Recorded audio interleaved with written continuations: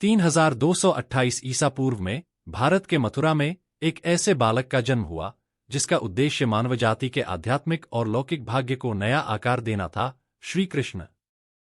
अपने 125 वर्ष के जीवन में श्री कृष्ण ने मानवजाति की सामूहिक चेतना पर एक अमिट छाप छोड़ी, विश्व को भक्ति और धर्म के साथ साथ परम सत्य की पुनः शिक्षा दी। उनका जीवन प्राचीन काल के लोगों, आधुनिक विश्व और निश्चित रूप से आने वाले युगों के लिए एक आदर्श था। कृष्ण को दिव्यता के पूर्ण अवतार के रूप में देखते हुए आज भी करोड़ों लोग उनकी प्रार्थना करते हैं, उनके नामों का जाप करते हैं, उनके स्वरूप का ध्यान करते हैं और उनकी शिक्षाओं को आचरण में लाने का प्रयास करते हैं। उनके जीवन ने काव्य, संगीत, चित्रकला, मूर्तिकला और अन्य ललित कलाओं के भंडार को प्रेरित किया है। जैसा कि अम्मा कहती हैं, उनकी महिमा अपरंपार है। उनकी कथा जीवन के सभी क्षेत्रों के लोगों के लिए आनंद और प्रेरणा का स्रोत है। एक बालक, एक भाई, एक सारथी, एक योद्धा, एक शिष्य, एक गुरु, एक ग्वाला, एक दूत, गोपियों का प्रिय। कृष्ण ने अपने पूरे जीवन में न जाने कितनी भूमिकाएं निभाईं और इस दौरान उन्होंने कभी यह नहीं भुलाया कि वे बस भूमिकाएं थीं और उनका असली स्वरूप शाश्वत, सदा आनंदमय चेतना है। इस तरह वे अनासक्त रहकर अपने चेहरे से मुस्कान को कभी गायब न होने देते हुए निर्दोष अभिनय कर पाए। अम्मा कहती हैं कि शायद यही उनकी सबसे बड़ी शिक्षा है। अम्मा कहती हैं, ऐसे बहुत कम लोग हुए हैं जो जीत और हार दोनों में खुशियां मना पाए हों। श्री कृष्ण जीवन और मृत्यु दोनों का उत्सव मनाते थे। इसीलिए वे हमेशा एक बड़ी मुस्कान देने में सक्षम थे। उन्होंने चेहरे पर मुस्कान लिए जन्म लिया, मुस्कुराहट के साथ जिया और मुस्कुराहट के साथ ही शरीर त्याग दिया।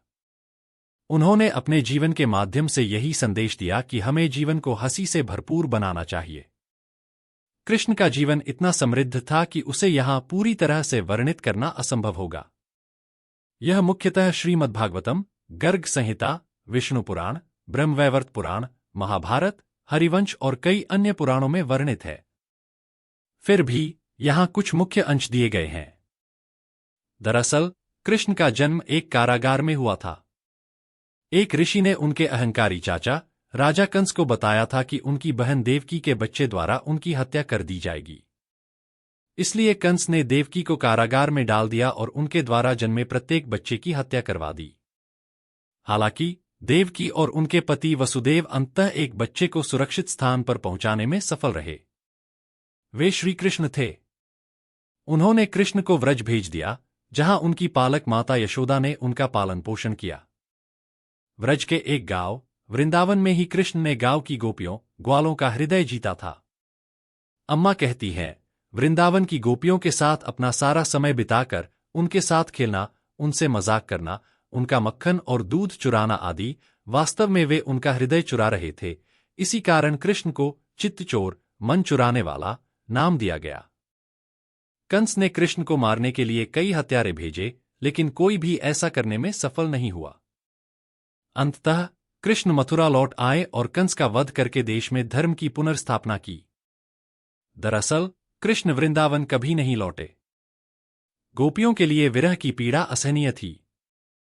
इसने उनके मन को इतना उत्तेजित कर दिया कि उनका हर विचार कृष्ण के बारे में ही था।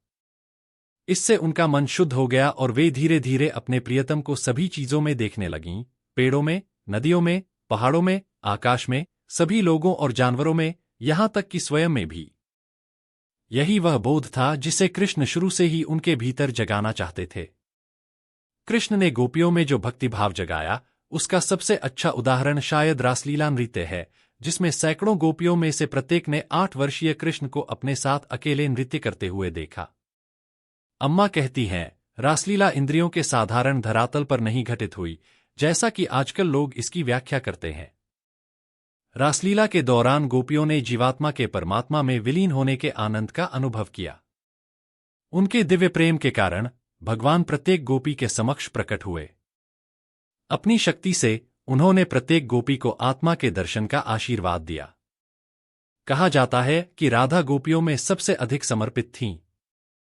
उनका प्रेम सर्वोच्च था, मानवता को ईश्वर के मार्ग पर अग्रसर करने का प्रेम। अम्मा ने तो यहां तक कहा है, कृष्ण द्वारा बाल्यकाल में गोवर्धन पर्वत उठाना कोई वास्तविक चमत्कार नहीं था, वास्तविक चमत्कार तो गोपियों का कृष्ण के प्रति प्रेम था। कृष्ण के जीवन में अगली प्रमुख भूमिका पांडवों के मित्र के रूप में थी।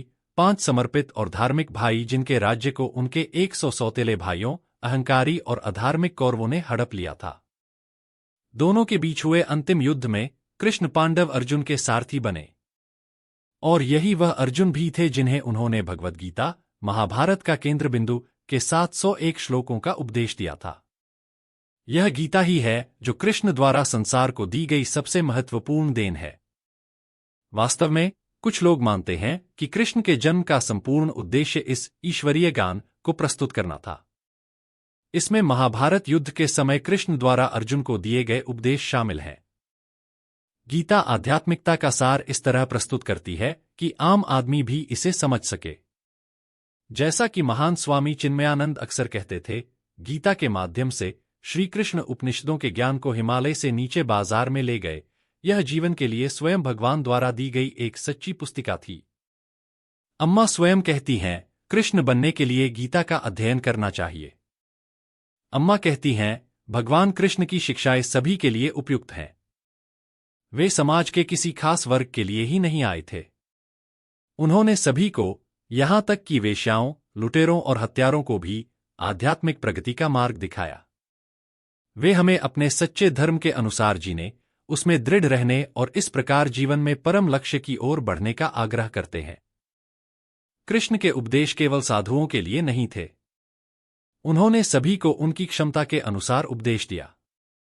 वास्तव में अर्जुन को उनका उपदेश संसार में रहकर अपना धर्म निभाने का था। अम्मा कहती हैं, उनका जीवन इस बात का एक आदर्श उदाहरण था कि सांसारिक अग्नि के बीच भी कैसे अप्रभावित रहा जाए। यह ऐसा है जैसे बिना लार टपकाए अपनी जीभ पर चॉकलेट का एक टुकड़ा रखा जाए। वे बताते हैं कि बाधाओं के बीच रहते हुए भी जीवन में कैसे सफलता पाई जा सकती है। भगवान हमें आत्म साक्षात्कार प्राप्त करने के लिए अपने रिश्तों से मुंह मोड़ने की सलाह नहीं देते। वे समझाते हैं कि हमें प्रेमपूर्ण रिश्ते बनाए रखते हुए और अपनी पारिवारिक जिम्मेदारियों को निभाते हुए सभी आसक्तियों से मुक्त होना चाहिए। भगवान कृष्ण ने 125 वर्ष की आयु में एक शिकारी के हाथों अपना भौतिक शरीर त्याग दिया, लेकिन उनकी मृत्यु वैसे ही हुई जैसे वे जन्मे थे और जैसे वे जिए थे। उनके चेहरे पर एक दिव्य मुस्कान थी। ऐसा कहा जाता है कि उनका अंतिम कार्य उस शिकारी को आशीर्वाद देना था जिसने गलती से उन पर बाण चला दिया था। ऐसा था उनका प्रेम। अम्मा कहती हैं, भगवान कृष्ण को जीवन भर लहरों की तरह एक के बाद एक विभिन्न संकटों का सामना करना पड़ा। फिर भी एक बार भी उनके चेहरे पर दुख का बादल नहीं छाया। उन्होंने हर कठिनाई का सामना किया, लेकिन श्री कृष्ण की उपस्थिति में दुख के लिए कोई जगह नहीं थी। वे आनंद के साक्षात स्वरूप थे। उनकी संगति में सभी लोग सब कुछ भूलकर आनंदित होते थे। उनकी उपस्थिति में उन्हें आत्मानंद का अनुभव होता था। इतने समय बाद भी क्या आज भी उनका स्मरण मात्र हमें आनंद से भर नहीं देता?